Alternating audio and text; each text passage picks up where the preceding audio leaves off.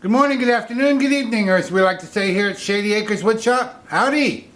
Today I think we have Acacia. Not sure, could be. This comes to us from viewer Dennis from California. Dennis and his wife were recently up here on an RV trip. Actually, they were in northern Oregon, and he contacted me, wanted to know could he bring me some wood. So we met, and he gave me a ton of wood. And this is one of the pieces he gave me. He did give me some acacia. He also gave me some white oak. I was looking for white oak. Where I found this piece, it was a little bit dark, and I thought, well, I think it's white oak. And I brought it in, and you can see I trimmed off the branches there a little bit, and I kind of think it's acacia. The piece is about 7 inches in diameter, about 6.5 inches tall, just depends on where you measure it. I was going to turn it sideways like this would be the top, and we'd have a crotch bowl, but I've done a couple of those lately. So I'm going to turn it this way, end grain wise, and still make a bowl, but it's going to have these 2 branches coming out.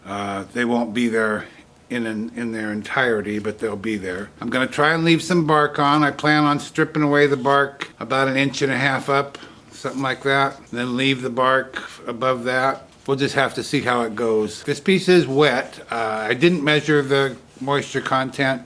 I can just feel that it's wet where I cut it. I'm going to mount it between centers. I'm just going to drive my 4-prong drive center into the middle here and drive my live center into this end. Stand by. Now this is not something I normally do, so I'm going to fumble around here while I figure it out. I've mounted my 4-prong drive center into my chuck because I hate to take the chuck off, and you don't have to, so I'm not going to. And I'm just going to look at this and kind of see where the center is, and I'm just going to place it on there like that. That looks about right.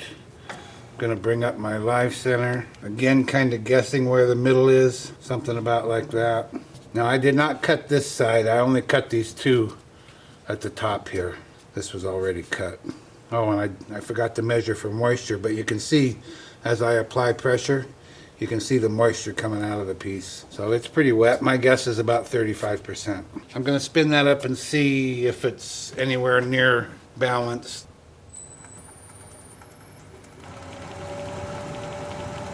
Well, it is. I could probably go faster. That's 700 RPM. We'll start there. I'm going to start here on this corner. I'm going to get my mask and face shield on. I'm going to wear a glove so that these little pieces don't hurt me. I'm going to use a 5/8 inch bowl gouge and 700 RPM. I did just measure the moisture content, and it is exactly 35%, so that's a pretty good guess, Phil.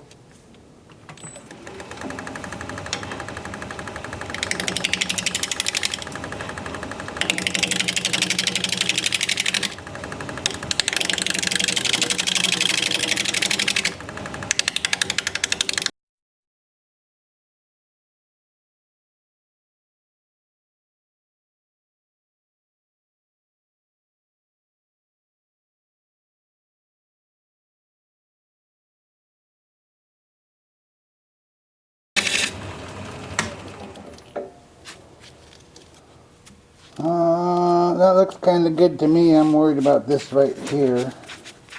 Maybe I'll try and take that off. I will remove more of that, of course, and I'd rather not, but I'd like to get that down to solid wood.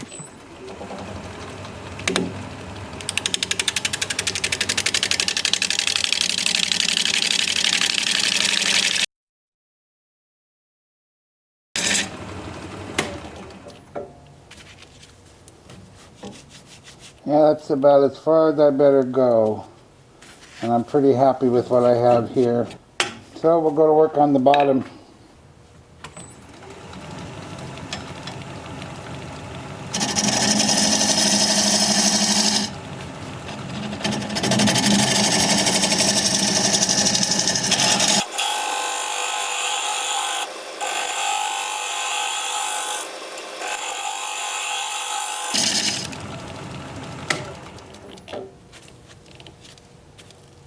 I'll mark out for the tenon.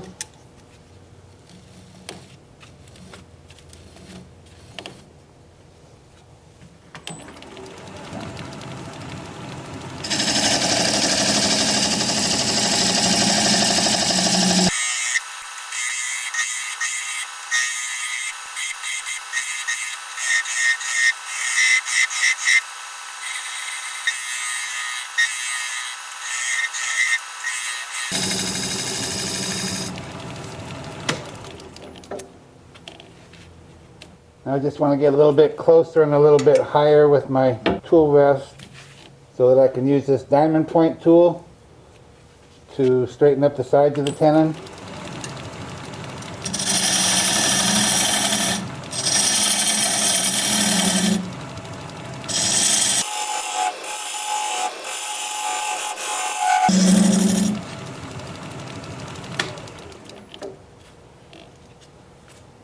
That looks good. Now what about my sides here? Are they good? They're actually pretty good. Well, whatever it is, it's done.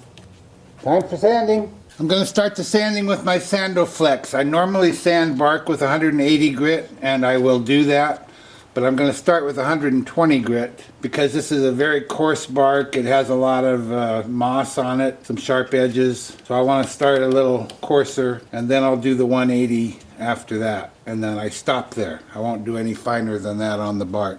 And after I've done that, I'll switch to my 2-inch disc sander at 80 grit and sand all the turned parts with the lathe spinning in reverse at about 350 RPM. And I'll show you both of those as soon as I get my mask on.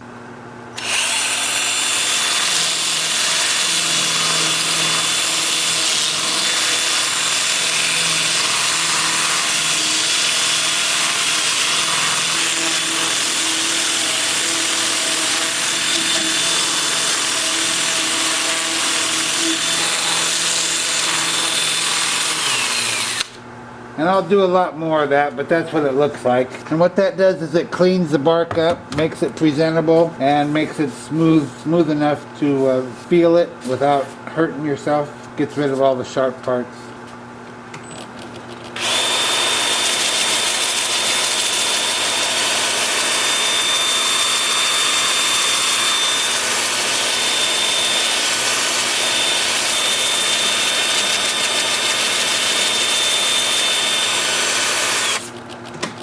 And it looks like that's going to be pretty easy. I'll be working on that, and I'll bring you back when it's time to put some finish on there. See you in a bit. See if we can get this done before the wind knocks the power out. This is going to look spectacular with all that bark. Now we are going to cut away some of the bark probably when we're on the top side, but there's still going to be plenty of it, and it's fantastic looking. I'm applying shellac based sanding sealer. It's called Zinsser Seal Coat.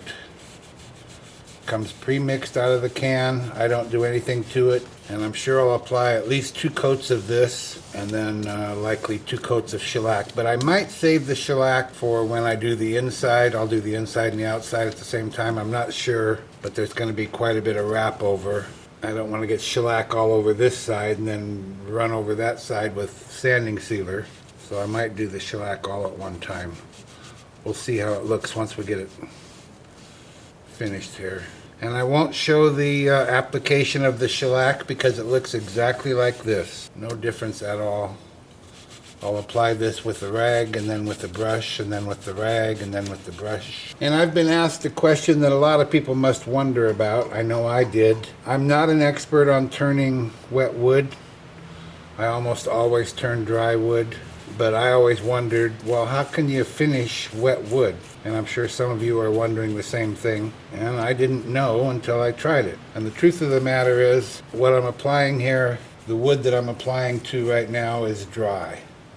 I don't know how deep that dryness goes, 1/4 inch maybe, but the surface here is dry. And that's just from working it. I've got my little heater here pointed at it while I'm working, pointed at it and at me because it's cold, and that just dries it, that's all. And then sanding, the heat from the sanding, that dries it more. So the surface is dry. I'm sure it's quite wet underneath the surface. Then I like to come behind the brush with fresh sanding sealer on the rag to wipe up any runs or drips or anything I might have caused. And then I'll let this dry with the heater pointed at it. It'll probably take a half an hour or so with the heater. And I'll put on another coat, and then I'll decide about the shellac, and then I'll bring you back when it's time to start working on the inside. See you in a bit. Okay, well this ought to be fun. I've got the piece turned around, mounted up in the chuck. I'm going to get my mask and face shield on. We're going to be turning at 700 RPM with a 5/8 inch bowl gouge.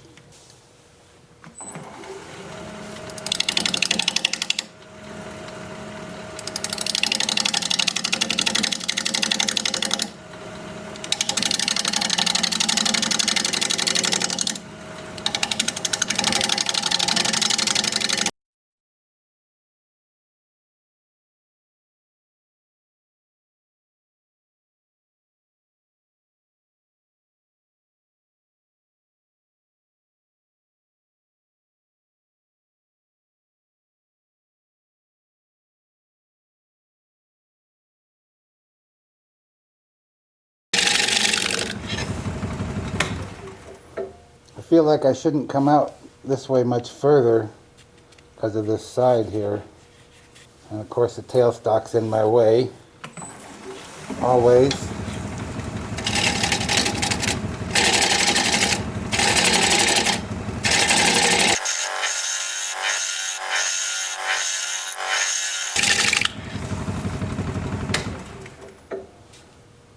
I'm trying to decide if I should knock this down more. I'm just trying to decide a lot of stuff, I guess.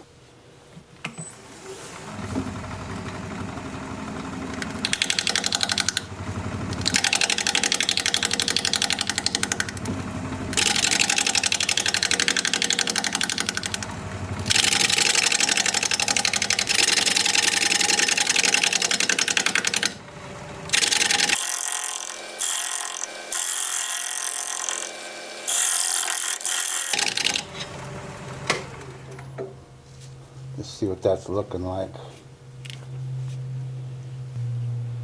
I really do want to come out all the way over here, but I just don't know if that's the right thing.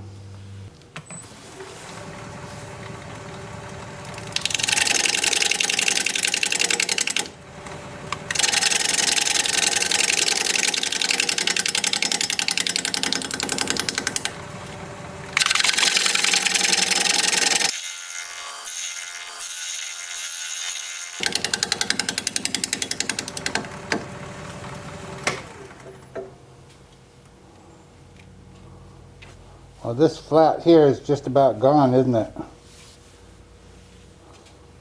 Now I don't know if that's a good thing. Maybe it was better when they were both flat. But I kind of think not. I kind of think I should keep working those away. Boy, hope I don't blow it.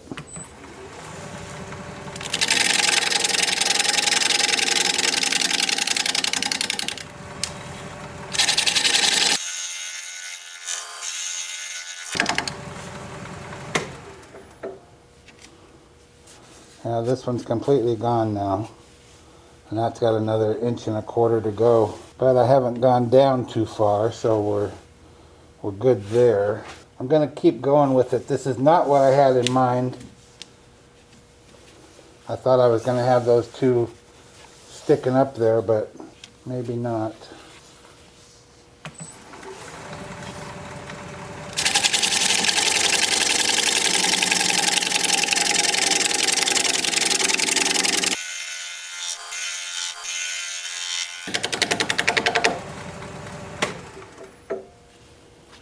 Taking on a whole new look. Oh, the flats are gone. So we'll leave those for a while and start going deeper.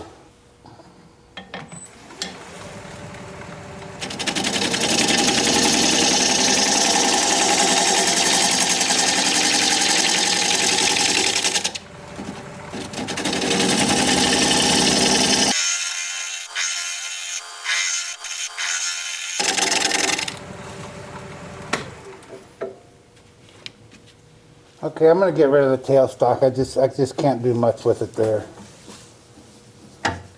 We've got most of the banging around part done.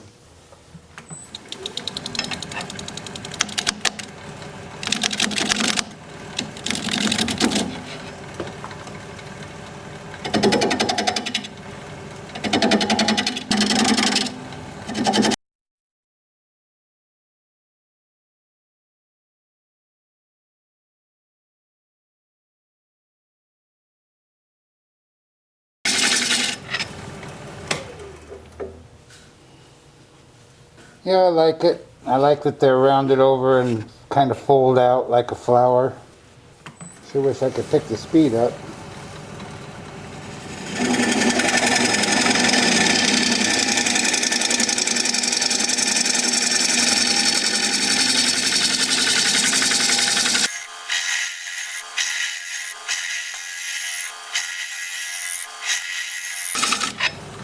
I gotta make sure I'm not running too far off of this side right here. It's getting pretty thin right at this particular point.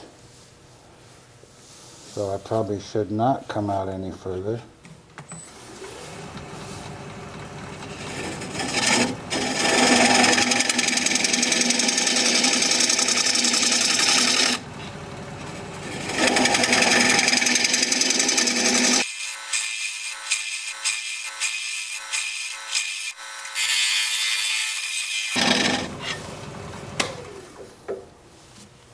Well, I decided I'm going to come over here and kind of refine these wings a little bit.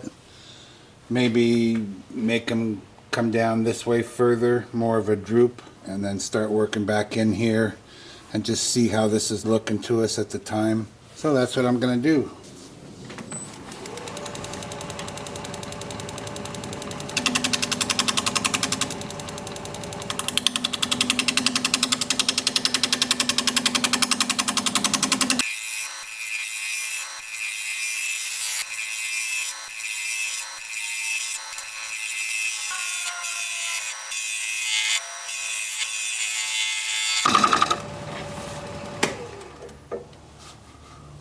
Now that looks okay.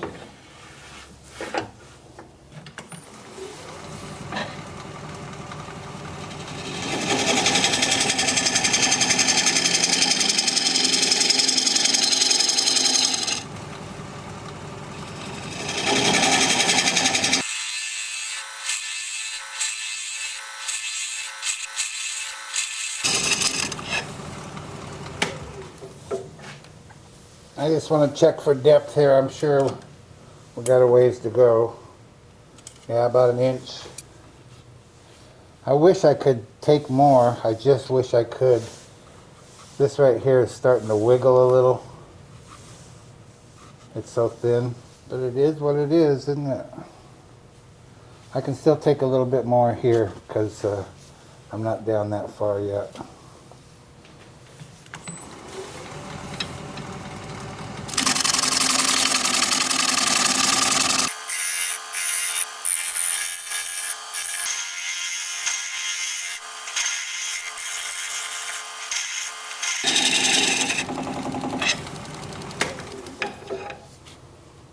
I'll put some CA in here somewhere, make that a little more solid. It's okay, I gotta move it pretty hard to move it at all, but yeah, maybe I better do that now. I'll be back. Well, I put some CA here where the bark meets the wood, and this is nice and sturdy now. Doesn't wiggle anymore, but you can hear how thin it is. And there's a big valley. I was worried about this half, but now there's a big valley over here, and it's pretty thin down here, but I think I can widen out the bottom just slightly, as long as I don't come up any higher than, I can't come up any higher than the bark, and I need to leave myself enough room to feather whatever I do down here right up to this point. So not much more turning. I'm not going to worry about the bottom thickness. It's about 3/4 of an inch now. If I get it down to a 1/2 an inch, that's plenty good. Because, you know, these walls are so thick anyway, except at this one point. But I just want to open up the bottom slightly. Might as well make it as usable as possible. So we'll get back at it.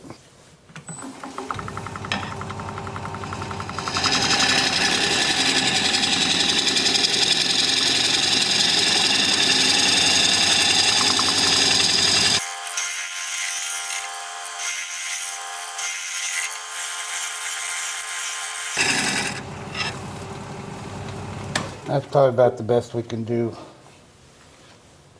I do not want to come through that. Nope.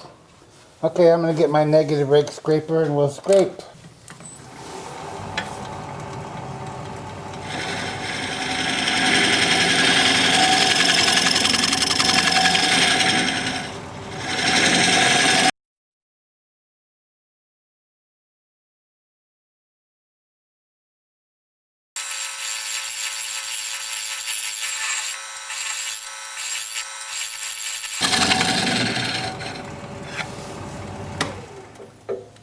Alright, time for sanding. Well, I find that I turned enough of the bark away that I got down to the point where I had sanding sealer on it. So I don't have to use my Sandoflex. It's all sanded and sealed up. I did not put shellac on the outside yet. I'll do that when I do the inside. So now I'm going to sand. I'm going to sand forward at about 350. And then in order to sand these wings, because I'd have to lean way over here to get them, and that's uncomfortable. So I'm going to sand in reverse to do these wings, this portion, and I'll sand forward to do the rest of this. With my 2-inch disc sander, starting at 80 grit and working up through 400, and I'll show you that as soon as I get my mask on.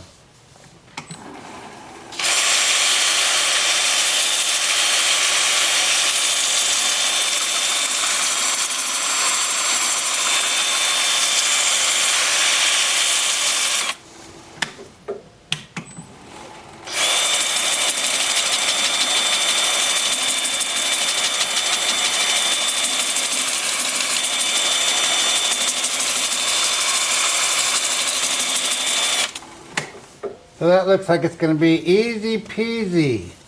I'll bring you back when it's time to put some sanding sealer on.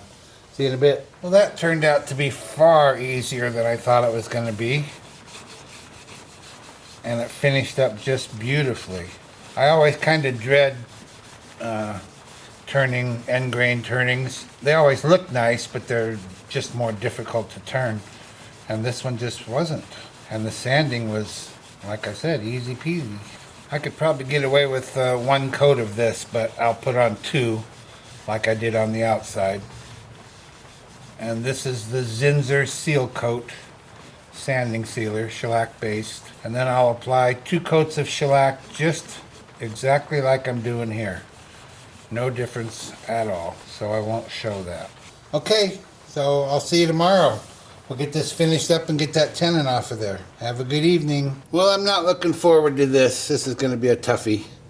I've got a block of wood mounted up in my chuck. It's got a non-slip surface on there. I'm going to place the bowl over that and bring up my tailstock. The reason it's going to be a tough one to do is because I've got a long extension out here. And mostly because it's end grain, and that tends to want to break away rather than willingly be cut off. So we'll just see how it goes. I'm going to bring up my tool rest. We'll spin the piece up, see how it's running. Pretty true. I'm going to turn the speed up to about 600 RPM. I'm going to take my 5/8 or 3/8 inch bowl gouge and commence to removing that tenon.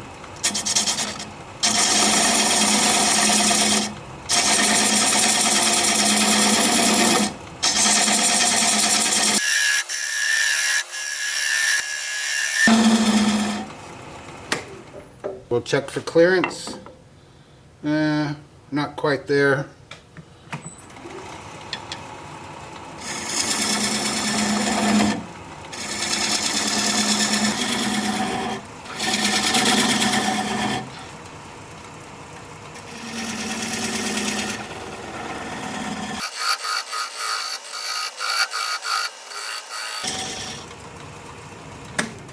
I think we have clearance now, and we do.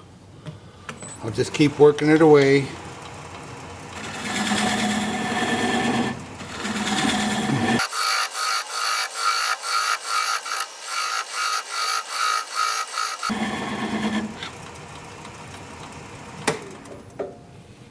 Now I'm going to switch to a 3/8 inch swept back bowl gouge. I'm going to get my tool rest in there a little bit closer. And I'm going to slow the speed down to about 400 RPM.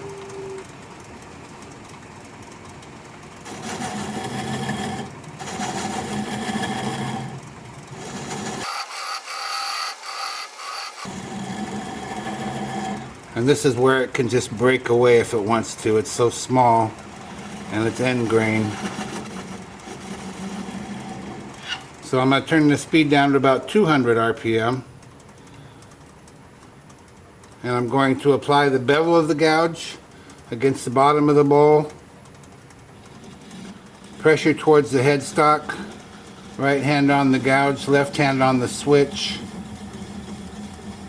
And when that little nub stops turning or breaks, we'll know we're through. Kind of like that.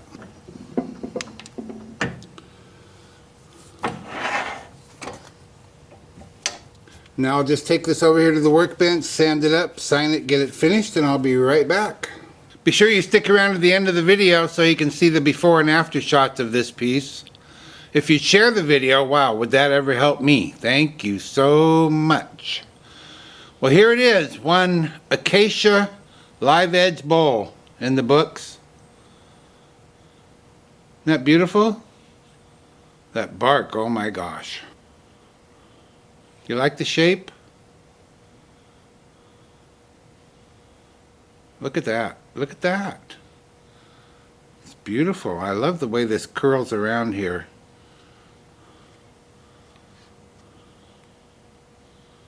I don't know which is the front or the back. That looks really good. And that looks really good. I don't know. There's the bottom all finished up. That came off better than I thought it would, and I'm so glad for that. Thank you to Dennis and his wife for driving this all the way up here from California for all to enjoy. If you like this video, thumbs up please, I'd sure appreciate it. If you're a subscriber, thank you very kindly. I truly appreciate that. If you're not a subscriber, you might consider becoming one. I put out regular videos about one a week, and I'd like to keep in touch. An easy way to subscribe is just click my picture you see there near the end of the video. Your comments are always welcome, and I read all of them. So for now, this is Phil, Shady Acres Woodshop, signing off.